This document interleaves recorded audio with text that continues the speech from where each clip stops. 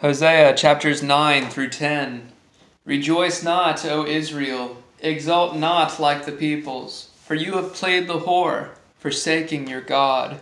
You have loved a prostitute's wages and all threshing floors.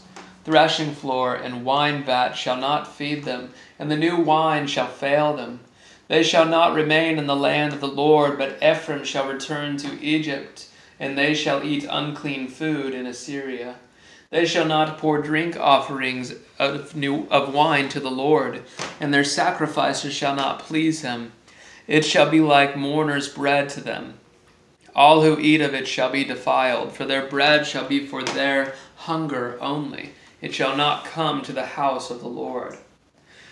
What will you do on the day of the appointed festival, on the day of the feast of the Lord? For behold, they are going away from destruction, but Egypt shall gather them. Memphis shall bury them. Nettle shall possess their precious things of silver.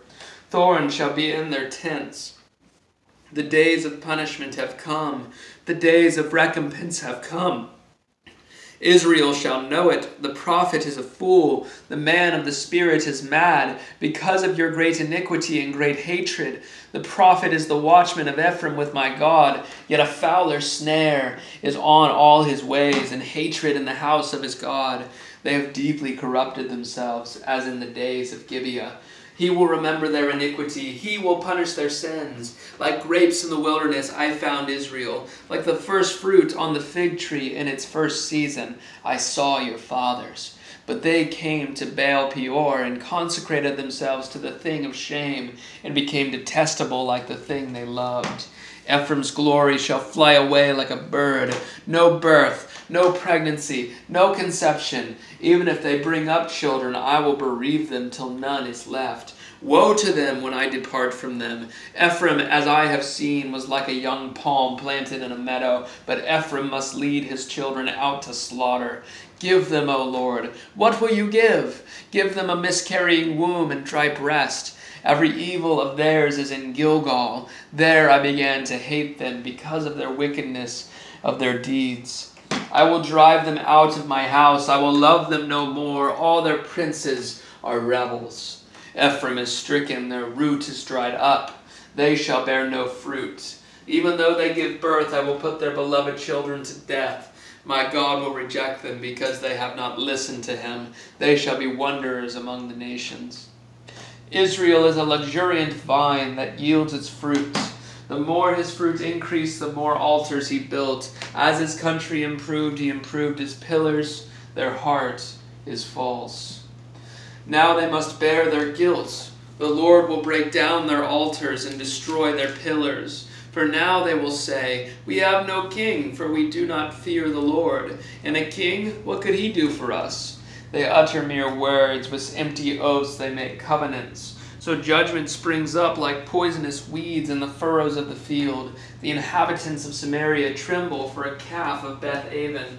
Its people mourn for it, and so do its idolatrous priests. Those who rejoiced over it and over its glory. For it has departed from them. The thing itself shall be carried to Assyria as tribute to the great king. Ephraim shall be put to shame, and Israel shall be ashamed of his idol. Samaria's king shall perish like a twig on the face of the waters. The high places of Avon, the sin of Israel, shall be destroyed. Thorn and thistle shall grow up on their altars, and they shall say to the mountains, cover us, and to the hills, fall on us. For the days of Gibeah you have sinned, O Israel. There they have continued. Shall not the war against the unjust overtake them at Gibeah? When I please, I will discipline them, and the nation shall be gathered against them when they are bound up for their double iniquity. Ephraim was a trained calf that loved to thresh, and I spared her fair neck. But I will put Ephraim to the yoke. Judah must plow, Jacob must harrow for himself. Sow for yourselves righteousness, reap steadfast love. Break up your fallow ground, for it is the time to seek the Lord, that he may come and rain righteousness upon you. You have plowed iniquity, you have reaped injustice, you have eaten the fruit of lies, because you have trusted in your own way and in the multitude of your warriors. Therefore the tumult of war shall arise among your people, and all your fortresses shall be destroyed, as Shalman destroyed Beth Arbel on the day of battle. Mothers were dashed in pieces with their children. Thus it shall be done to you, O Bethel, because of your great evil. At dawn the king of Israel shall be utterly cut off.